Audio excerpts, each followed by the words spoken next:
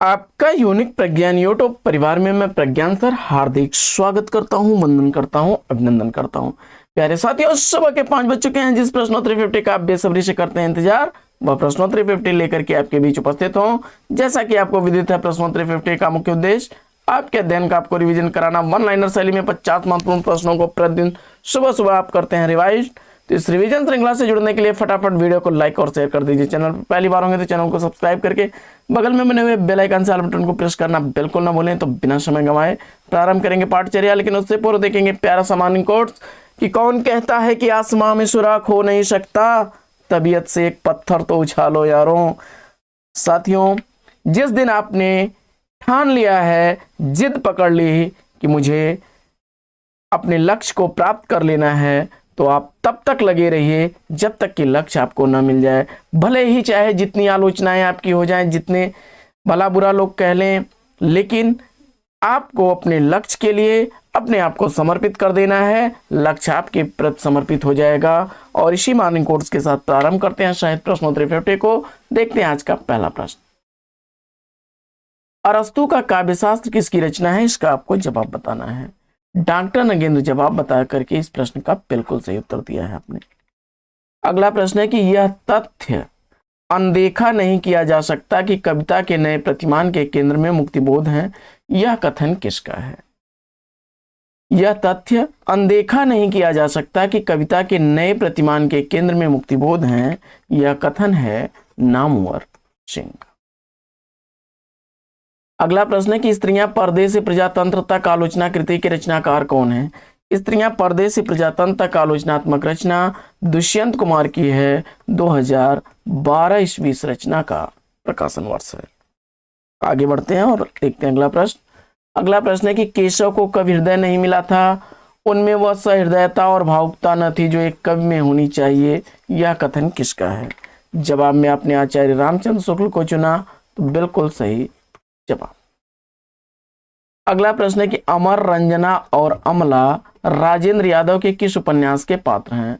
अमर, रंजना और अमला राजेंद्र यादव द्वारा लिखे गए 1 इंच मुस्कान के पात्र हैं। 1963 ईस्वी इसका प्रकाशन वर्ष है। अगला प्रश्न है कि जीवन के 4 अध्याय, ध्यान दीजिएगा, संस्कृति के 4 अध्याय नहीं पूछा जा रहा है, जीवन के 4 अध्याय आत्मकथा के लेखक कौन है? संस्कृति के 4 अध्याय के लेखक कौन है? तो रामधारी सिंह दिनकर। लेकिन यह आत्मकथा जीवन के 4 अध्याय किसके द्वारा लिखी गई है? भुवनेश्वर प्रसाद माधव को आपने जवाब में चुना, तो बिल्कुल सही जवाब। अगला प्रश्न, मनुष्यों की मुक्ति की तरह कविता की भी मुक्ति होती है। मनुष्यों की मुक्ति कर्मों के बंधन से छुटकारा पाना है और कविता की मुक्ति छंदों के शासन से अलग हो जाना है। तो साथियों, यह कथन किसका है? इसका आपको जवाब बताना है। जवाब में सूर्यकांत त्रिपाठी निराला चुन करके इस प्रश्न का बिल्कुल सही उत्तर दिया है आपने। अगला प्रश्न, भय कबीर उदास उपन्यास की लेखिका कौन है? भय कबीर उदास उपन्यास की लेखिका आपने उषा प्रियमवदा को चुन करके बिल्कुल सही जवाब दिया है। 2007 ईस्वी का प्रकाशन वर्ष है। अगला प्रश्न है कि नई कविता परंपरा का तिरस्कार है और नई कहानी परंपरा का विस्तार। यह कथन किसका है? जवाब में आपने राजेंद्र यादव को चुना, बिल्कुल सही जवाब। अगला प्रश्न है कि जंगल जहां शुरू होता है किस विधा की रचना है? जंगल जहां शुरू होता है संजीव द्वारा लिखा गया उपन्यास विधा की रचना है। 2000 ईस्वी इसका प्रकाशन वर्ष है। अगला प्रश्न है कि मुक्ति रहस्य नाटक के नाटककार कौन है? तो मुक्ति रहस्य नाटक के नाटककार लक्ष्मी नारायण मिश्र हैं। 1932 ईस्वी इसका प्रकाशन वर्ष है। अगला प्रश्न है कि हिंदी पार्सियन वोकैबुलरी किसकी रचना है?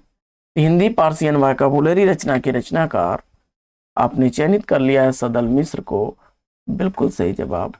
1809 ईस्वी इसका रचनाकार है। अगला प्रश्न है कि नई कविता में मुक्तिबोध की स्थिति वही है जो छायावाद में निराला की थी। यह कथन किसका है? तो जवाब हो जाएगा नामवर सिंह का। अगला प्रश्न है कि आलोचना के हाशिए कृति के लेखक कौन है? तो आलोचना के हाशिए रचना विश्वनाथ प्रसाद तिवारी की रचना है। 2008 ईस्वी इसका प्रकाशन वर्ष है। अगला प्रश्न है कि पौराणिक हिंदू मिथक पर आधारित लक्ष्मी नारायण लाल का नाटक कौन सा है? पौराणिक हिंदू मिथक पर आधारित लक्ष्मी नारायण लाल का नाटक है कलंकी।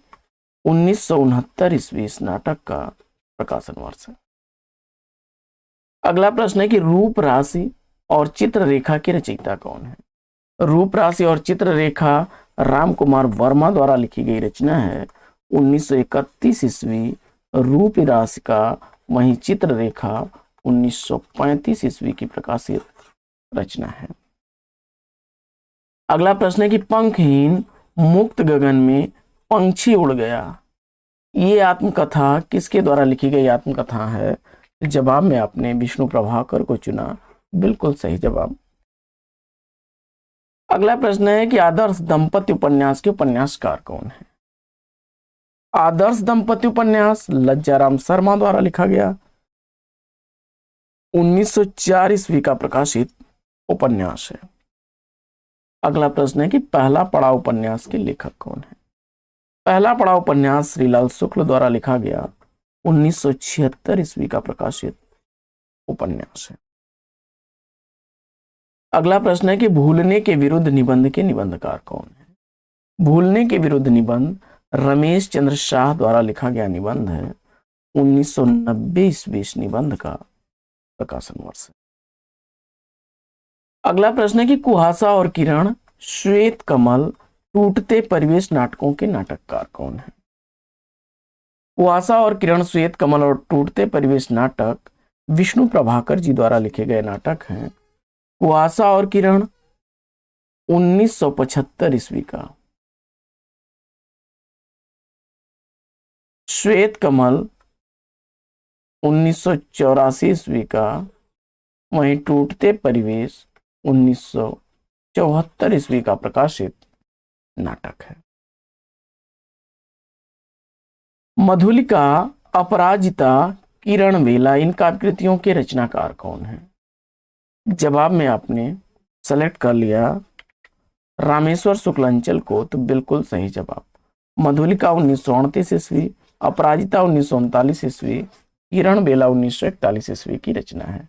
मधुलिका का प्रकाशन वर्ष 1938 ईस्वी है, वहीं अपराजिता 1939 ईस्वी की प्रकाशित रचना, जबकि किरण बेला 1941 ईस्वी की प्रकाशित रचना है। रामेश्वर शुक्लांचल द्वारा लिखी गई तीनों ही रचनाएं हैं। अगला, सुमित्रानंदन पंत की पहली रचना कौन सी है? सुमित्रानंदन पंत की पहली रचना गिरजे का घंटा है, 1916 ईस्वी इस रचना का प्रकाशन वर्ष है। अगला प्रश्न है कि कुछ नीति कुछ राजनीति निबंध के लेखक कौन है? कुछ नीति कुछ राजनीति निबंध भवानी प्रसाद मिश्र द्वारा लिखा गया निबंध है। अगला प्रश्न है कि चर्चित कहानी लाल पान की बेगम के लेखक कौन है? चर्चित कहानी लाल पान की बेगम फणीश्वर नाथ रेणु द्वारा लिखी गई कहानी। अगला प्रश्न है कि भक्ति आंदोलन भारतीय चिंतन धारा का स्वाभाविक विकास है, यह कथन किसका है? भक्ति आंदोलन भारतीय चिंतन धारा का स्वाभाविक विकास है, यह कथन है आचार्य हजारी प्रसाद द्विवेदी जी का। अगला प्रश्न है कि चरम व्यक्तिवाद ही प्रयोगवाद का केंद्र बिंदु है, यह कथन किसका है? जवाब में आपने नामवर सिंह को चुना, बिल्कुल सही जवाब। अगला प्रश्न है कि नागार्जुन रचनावली के लेखक कौन है? नागार्जुन रचनावली कृति 7 खंडों में भक्त है, शोभा कांत द्वारा लिखी गई, क्षमा करें संपादित है। जाति एक विमर्श आलोचना ग्रंथ के लेखक कौन है? जाति एक विमर्श आलोचना ग्रंथ जयप्रकाश करदम द्वारा लिखा गया, 1999 ईस्वी का प्रकाशित आलोचना ग्रंथ है। अगला प्रश्न, गंगा का बेटा नाटक के नाटककार कौन है? गंगा का बेटा नाटक पांडे बेचन शर्मा उग्र द्वारा लिखा गया, 1940 ईस्वी का प्रकाशित नाटक है। अगला प्रश्न है कि मलयज की डायरी ग्रंथावली के रचनाकार कौन है? मलयज की डायरी ग्रंथावली 3 खंडों में भक्त नामवर सिंह की रचना है। अगला प्रश्न है कि कितने शहरों में कितनी बार कृति की विधा क्या है? तो कितने शहरों में कितनी बार, यह ममता कालिया द्वारा लिखी गई आत्मकथा विधा की रचना है, जिसका प्रकाशन वर्ष 2011 ईस्वी है। अगला प्रश्न है कि 2 बूंद जल उपन्यास के उपन्यासकार कौन है? 2 बूंद जल उपन्यास शैलेश मटियानी द्वारा लिखा गया, 1966 ईस्वी का प्रकाशित उपन्यास है। अगला प्रश्न है कि शिवमंगल सिंह सुमन का प्रथम काव्य संग्रह कौन सा है? शिवमंगल सिंह सुमन द्वारा लिखा गया हिल्लोल काव्य संग्रह 1939 ईस्वी का प्रकाशित काव्य संग्रह है। अगला प्रश्न है कि मेरी अपनी कथा आत्मकथा के रचनाकार कौन है? मेरी अपनी कथा आत्मकथा पदुमलाल पुन्नालाल बख्शी द्वारा लिखी गई 1958 ईस्वी की प्रकाशित रचना है। बूंद बावड़ी किस लेखिका की आत्मकथा है? बूंद बावड़ी आत्मकथा पद्मा सचदेव द्वारा लिखी गई 1999 ईस्वी की प्रकाशित आत्मकथा है। अगला प्रश्न है कि औरत के लिए औरत आलोचना कृति के रचनाकार कौन है? औरत के लिए औरत आलोचनात्मक रचना नासिरा शर्मा द्वारा लिखी गई रचना है। अगला प्रश्न है कि नई समीक्षा सह चिंतन काव्य कृतियों के रचनाकार कौन है? नई समीक्षा सह चिंतन अमृत राय द्वारा लिखी गई रचनाएं हैं। नई समीक्षा 1943 ईस्वी, सह चिंतन 1967 ईस्वी की रचना है। नई समीक्षा 1943 ईस्वी की, सह चिंतन 1967 ईस्वी की काव्य रचना है। आंगन में एक वृक्ष उपन्यास के लेखक कौन है? आंगन में एक वृक्ष उपन्यास लिखा गया है दुष्यंत द्वारा 1969 ईस्वी का प्रकाशन वर्ष है। आगे दशरथ नंदन शारदिया नाटक के नाटककार कौन है? दशरथ नंदन शारदिया नाटक जगदीश चंद्र माथुर द्वारा लिखा गया नाटक है। दशरथ नंदन 1974 ईस्वी का, शारदिया 1959 ईस्वी का प्रकाशित नाटक है। अगला प्रश्न है कि महाराणा का महत्व चित्राधार काव्य कृतियों के रचनाकार कौन है? महाराणा का महत्व चित्राधार काव्य रचनाएं जयशंकर प्रसाद द्वारा लिखी गई हैं। महाराणा का महत्व 1914 ईस्वी, चित्राधार 1918 ईस्वी की है। महाराणा का महत्व का प्रकाशन वर्ष 1914 ईस्वी, चित्राधार का 1918 ईस्वी है। अगला प्रश्न संख्या 42, दिल्ली महानगर की झुग्गी झोपड़ी वाली गंदी बस्तियों का अंकन भीष्म शाहनी के किस उपन्यास में वर्णित है? दिल्ली महानगर की झुग्गी झोपड़ी गंदी बस्तियों का अंकन भीष्म साहनी ने अपने किस उपन्यास में किया है? बसंती जवाब चुन करके आपने बिल्कुल सही जवाब दिया। 1980 ईस्वी उपन्यास का प्रकाशन वर्ष है।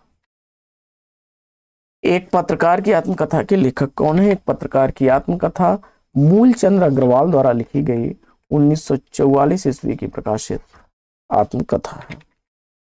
बेवक्त गुजर गया माली आत्मकथा के लेखक कौन है? बेवक्त गुजर गया माली 2006 ईस्वी की प्रकाशित रचना है। शिवराज सिंह बेचैन द्वारा लिखी गई। अगला प्रश्न है कि पाताल विजय प्रतिशोध नाटक के लेखक कौन है? पाताल विजय प्रतिशोध नाटक हरिकृष्ण प्रेमी द्वारा लिखे गए नाटक हैं। पाताल विजय 1936 ईस्वी का, वहीं प्रतिशोध 1937 ईस्वी का प्रकाशित नाटक है।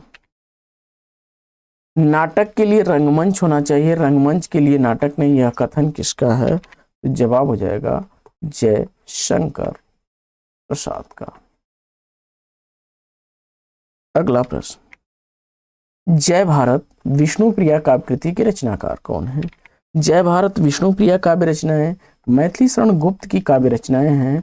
जय भारत 1952 ईस्वी, वहीं विष्णुप्रिया 1957 ईस्वी का प्रकाशित काव्य रचना है।